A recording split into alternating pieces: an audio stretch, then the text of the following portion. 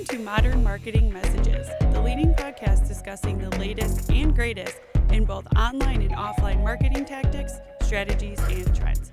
I'm your host, Taylor Card, marketing content writer at AmericanEagle.com. This episode is part 2 of the importance of auditing your analytics. Last episode, we discussed the 3 main components of a data quality audit, which include compliance, accuracy, and conversion tracking. Today, we're going to discuss 3 actions you should take after your data quality audit is complete, as well as what the risks and rewards of those actions are.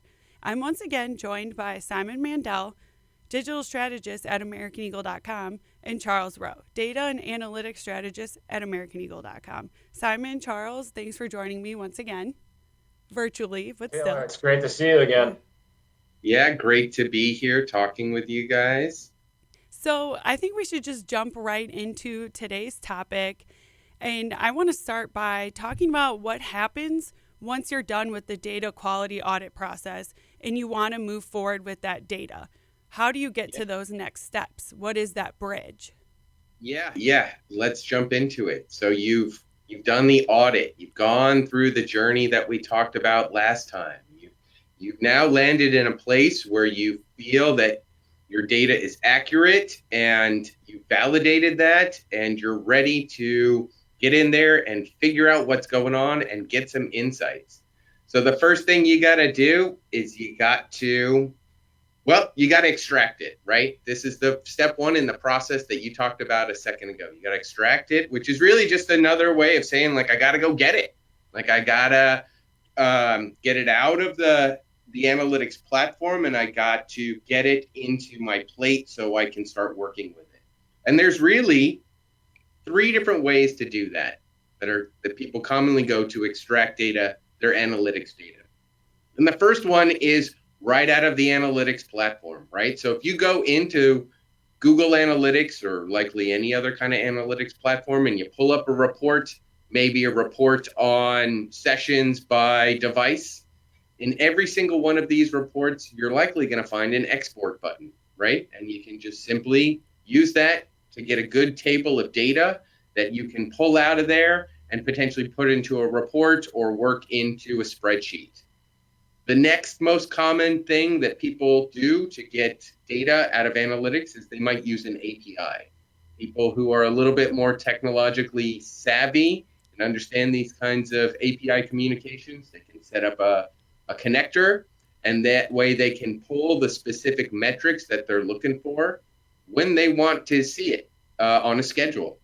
Do you want to explain a little bit about what an API is for us marketers who don't really know much about that? Yeah, an API is really just kind of think about it as like a digital phone call, right? It's just a digital phone call where one system is talking to another system, and the first system is saying, like, hey, it's Tuesday. I want to get Monday's data. This is the metrics I want. These are the values and the filters and the segments I'm looking for. Please pass that over to me and land it in my spreadsheet right here. So an API just facilitates that computer to computer phone call. And then the last, like a bridge where you need to ferry data back and forth over the river.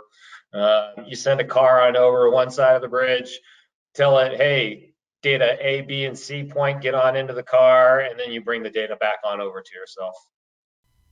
Awesome. Thanks, Charles, for always explaining it in non-technical terms for me to understand. And then, so the third version of getting at the data, of extracting it, would be using a visualization tool. And this is the way that this is our preferred method of using it over here. We use visualization tools that plug in directly into the analytics sets that we're looking at.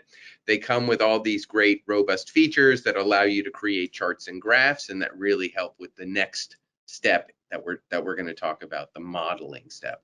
But yeah, those are the 3 main extraction methods we're talking about. You can either go right into the platform and export a table right out of any kind of preset page that's in analytics. You can connect directly into the data set using an API, if this is something you're comfortable with. Or there's a number of different visualization tools that will plug directly into analytics that allow you to create great bar graphs, pie graphs, and lots of other great things for your modeling step of data. And like Simon was saying, that last method is definitely the one that makes the most amount of sense for the vast majority of people. They've got pre-built connectors. It's not nearly as much manual work that you have to do with manipulating the data, et cetera, et cetera. There are different ways in which it is that you can slice and dice the data within the actual tools themselves, things like that. And so as Simon was saying, it's the preferred method. And beyond that, I would also add maybe to it that it's the cleanest method to be able to see that data. Yeah, agreed. So with extraction, what kinds of risks and or rewards are there? Can you guys think of any? Well, I think Charles kind of touched on something right there. Extraction errors, right? That are introduced into a process if it's done manually, right? So if you're extracting tables of data directly out of a portal and then you are manipulating them in a spreadsheet, there's a chance for human error. So we don't want to set up, you're generally not going to want to set up like complicated manual processes to extract data. As much as possible, you're going to want to automate these things, which is why, you know, an API or an API driven visualization tool is probably, as Charles was indicating, is the best option. And one of the nice things as well about using the business visualization tools that we're talking about, which is oftentimes Google Data Studio can also be Power BI and Tableau, is that those connections are consistently refreshed for you. So you're less concerned about whether it is that the data is stuck in a period of time. In other words, rather than it being a snapshot, it's more like a video feed where you can feel like what you're looking at is live. Awesome. Yeah, when we talk about manual errors on this, I'm like, well, if I ever had to do numbers like that on a spreadsheet, there would definitely be a manual error. So moving on to modeling, Simon and Charles, can you guys explain all about data modeling and what that means in terms of this process?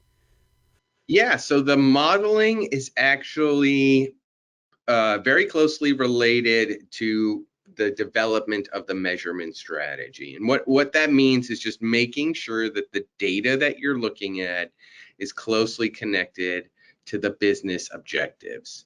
And that means that the KPI, what we're measuring somehow is affecting and driving the most critical things that the website needs to do for the business. So last time we have our joke, which is like there's only 2 reasons to have a website. The first one is to have a positive revenue impact on the business, and the second reason doesn't even matter. And so this is actually where we get to that. What are the things that are going on that have a positive revenue impact? And so, you know, if it's lead generation, we're going to look for form submissions. We're going to look for contact page views. We're going to look for questions, any, you know, maybe chat interactions. If we're an e-commerce site, we're going to look, of course, at transactions. We might look at, you know, and then going up the cart, we might look at cart ads or upsells. We might look at product views and these kinds of things. So the modeling is just about identifying what's most important to surface in the data that's going to drive that decision making. So part of this, one way to think about this and would be as a sculpting effort, right? So the modeling is kind of a sculpting. We're going to get a lot of data in our extraction processes. And what we need to do is carve away the pieces that are a distraction from what we really want to focus on. We want to such that at the end of this modeling process, we have something that we can put in front of somebody that stands as much as it can stand on its own, that communicates clearly as much as it can on its own. And so that's a way to understand the modeling process. Yeah, you can think of it as Simon alluded to with the data measurement strategy, if we come back to our paint by numbers analogy that we were looking at, it's that how is it that this slice is carved out for this picture, or this slice carved out for the picture? Which paints is it that we pick, and which colors is it that we pick, to be able to color everything in so that at some point in time you start to see this really nice picture of everything it is that's going on, especially as I'm circling my face right now for all of our visual listeners. That's right. And the other thing that goes on here in this modeling process is where we begin to do things like filtering and segmentation. This is where, like described in the sculpting process, cutting away a filter, right, is something you'll apply to your data to isolate just a specific behavior or criteria, right? So a filter might be, let's just take a look at our mobile users, people who visit our site via our mobile handset, or let's just take a look at people who are coming to us via search engine traffic, and that would be a filter. And then segmentation might be something where we take a look at how we can categorize the traffic based on these different signals and indicators. Let's say we want to take a look at segmenting traffic based off of their point of entry. So we'll see, hey, how do people who come in on the home page do versus people who come in on the blog page? And where are we seeing differences in behavior? That's something we can only understand if we execute segmentation in our modeling step of this process. Awesome. So is there a typical workflow on data modeling, and can you describe what that is? Well, I think it's some of the things that we touched on. It's about starting with the business objective, identifying what's critical there, taking a look at the data that's available and surfacing those metrics, those dimensions and metrics, those KPIs that then connect back to the to that business objective. And then how I like to think about things is I like to think about I like to work at the top of the pyramid and then go down. And what that means is, like, what's the summary of the number, right? So if it's sessions, right, then I'll try and say, for this time period, this is our scorecard. It was this number.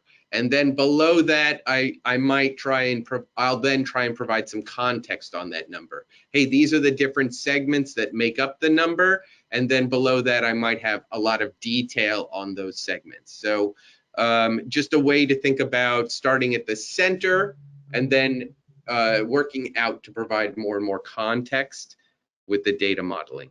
And do we know, can we think of any risks and rewards of data modeling? It seems like there could be a lot of rewards during this process.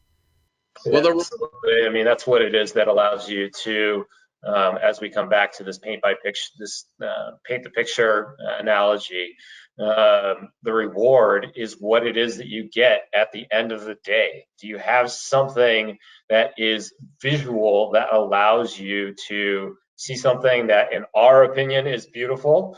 Maybe some beauty is in the eye of the beholder in this particular case, but see something that's beautiful, but something that you can actually use, that not only is the picture, but become a roadmap as you're trying to take a look at how to allocate your marketing budget.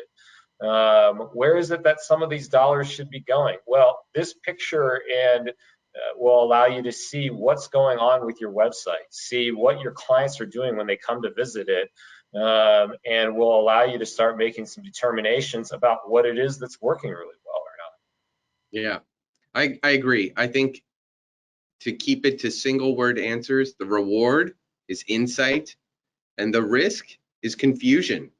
The risk is confusion. If you model things without a clear understanding of what the business objective is, right, then you begin to surface data points that aren't important, and you begin to have discussions or go down a rabbit hole of thought that ultimately will not lead to action that's going to improve the business, that's going to make sure that this website is doing for the business what it is supposed to do. So what is the reward? The reward is insight. It's something to communicate that says, hey, if we can make this material change, our business will grow, our business metrics will improve, versus there's so much here, I don't understand, I don't know what to do, I don't know what the priority is, and ultimately you find yourself in some kind of paralysis. So that's the risk.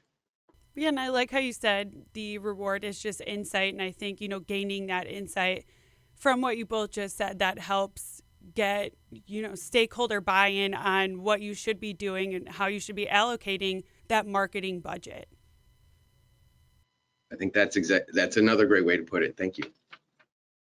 Moving on to the last of our three processes, syndication. What does this mean? Yeah, that's about bridging the gap. For the people who are numbers, people who are looking at the numbers, they like to dive deep into it. They like to get into the nitty gritty, et cetera, et cetera. You eventually have to be able to take meaning from those numbers and be able to crystallize that into a couple of different ideas where the person who is making some decisions can then utilize those relatively nice summaries to guide the business and make those business decisions. And so the syndication is to some extent, there's a little bit of artwork that's involved with it. It's the ability to visualize things in such a way that allows someone to have the core pieces of information for them to be able to make a decision. Yeah, I think that's right. I think this is the syndication in a sense it's the narrative, it's the performance. Data, right, doesn't move the world by itself. People do, right? People empowered with data do, and that's what the syndication step is all about.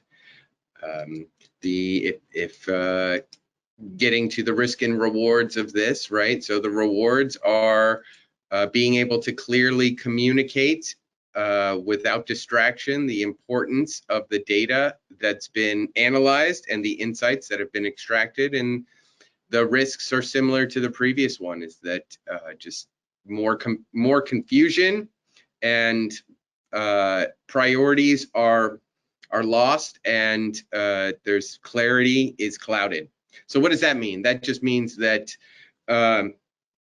syndication of this data that's been extracted and modeled is really about crafting an encounter, right? It's about making sure that now that we have the message, that it's put into the right context, and that it's presented in a way without distraction, that your message that you've put together in this, which is we need to move on this, or this needs to change, can be heard. Its importance can be highlighted. It's, as you're continuing to highlight in this conversation, the risk and rewards of action or inaction are communicated, and then it's left there, and then leadership and decision makers and stakeholders know what to do with it.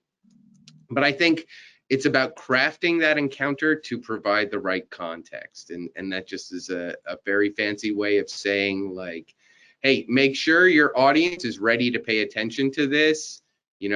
Don't try and communicate important things while you're on a roller coaster ride. Do it at a time where people can focus, and make sure that you've provided the right context. And this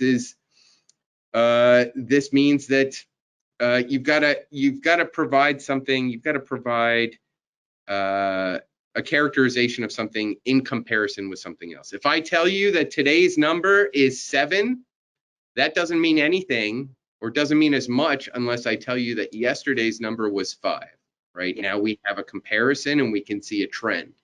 And these are the critical things that I would say are important when you're crafting your encounter, when you are syndicating this extracted and modeled data.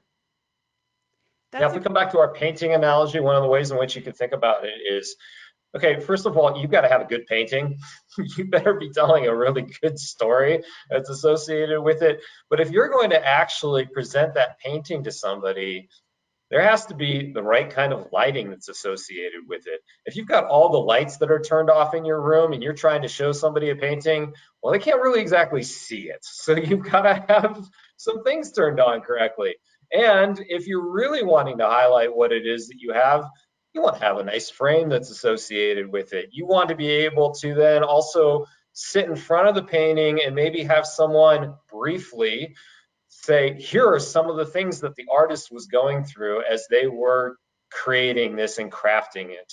You want to tell the narrative, you want to tell the story that's associated with it so that somebody can get even broader context for what it is that they are looking at.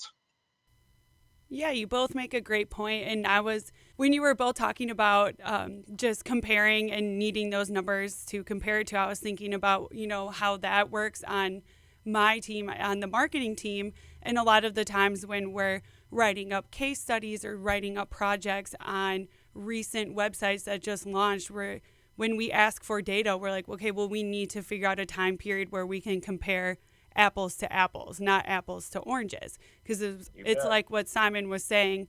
You could have, for yesterday's data, you get a 7, but unless you knew that the day before that was 5, it means nothing.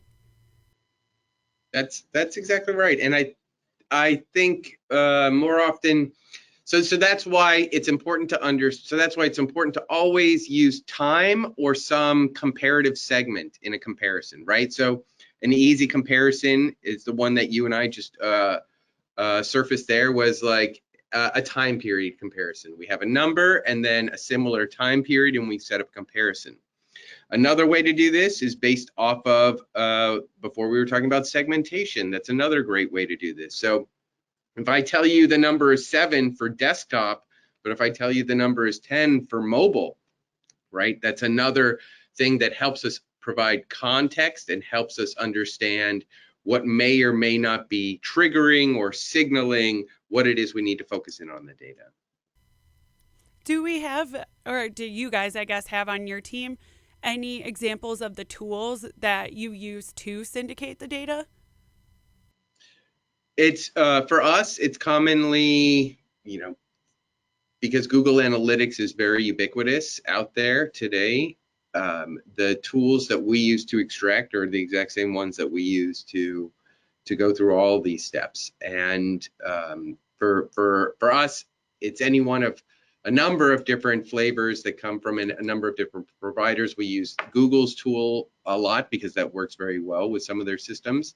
But depending on who we're working with and client needs, we can very easily branch out into something similar that just works for a different database or a different data set. But it really comes down to they all do a different version of the same kind of thing, which is understand the table of data and then manipulate it as per your directions and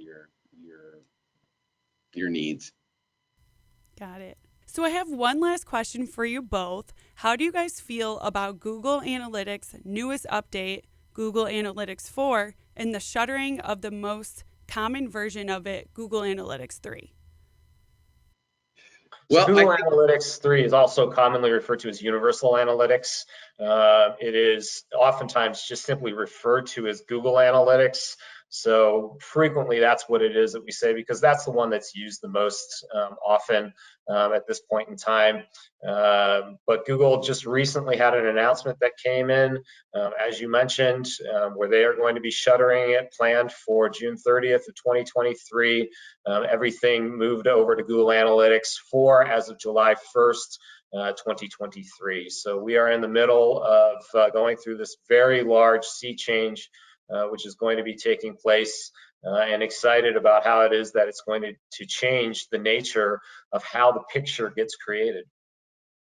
Yeah, this represents Google shifting from hit-based tracking over to event-based tracking. And you might have also heard about going-ons in the EU around GDPR and Google Analytics there. So what does all this mean? This means that we're very excited about this transition. I don't think you can overstate just how big and how important this is for a lot of people we work with, and for guys like Charles and I. This is definitely going to consume a lot of our gray matter at the office. We have been playing in this Google Analytics 4 space for quite some time, and we're very excited about the new features and capabilities.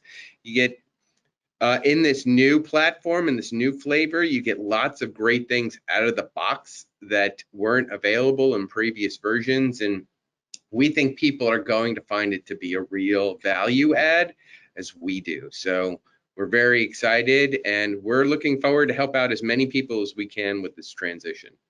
I have 2 questions for you quickly to follow up with what you just said. Can you explain a little bit about what you mean that it's shifting to event tracking? Can you just explain a little bit about what event tracking means and what that is? So I'll try and explain it based on, what's there now and what's not going to be there in the future. So hit based, think about it as like page hits. So in the current one, Universal Analytics, there's this notion of bounce rate based off of page hit counts. And in the new one, there's only going to be event hits. It's only going to be if you do anything. This notion of a page view is really going away. This notion of bounce is going away. It's only going to be globally understood interactions. And then you as an administrator of this will have the opportunity then to categorize, label, and define your events moving forward. So there should be no real gap in true tracking, but it's going to be a shift in understanding and a little bit of a shift in language. And I for one am excited to see how this shakes up the understanding and really what this unlocks for people who use analytics today on their websites. Well, they should all be using analytics for their websites, right? They absolutely should. Taylor, can you put it any better than that? Really, I don't think the moral of both podcasts, everybody with a website should be using analytics. Like your style, Taylor. We like your style. Thank you, Charles. So I think that's all the time we had for today. I just want to thank you both for joining me once again to discuss extraction, modeling, and syndication of your data. I really hope that our listeners learn some more about their data, and I know I did. So thank you both very much. Thanks, Taylor. Thank you. Have a great day. Thank you. And I just want to remind all of our listeners that if you're not sure where your website's analytics stand, let AmericanEagle.com help you. Our analytics team, Simon and Charles, and another great guy named Paul, they're offering a paid audit where they'll take a deep dive into your website's analytics, including an analysis of compliance issues, an evaluation of data quality, and much more. You can find the link to learn more information about the audit, as well as fill out the form in this episode's show notes. Thank you for listening to Modern Marketing Messages. For more information about the topics discussed today, check out the description of this episode. If you like this episode, follow this podcast wherever you listen to them to stay up to date with us. While you're at it, give us a rating and share this podcast with others. Don't forget to follow us on social media at Modern Marketing Messages. This episode is brought to you by AmericanEagle.com Studios. I'm Taylor Card, and I'll be back with another Modern Marketing Message.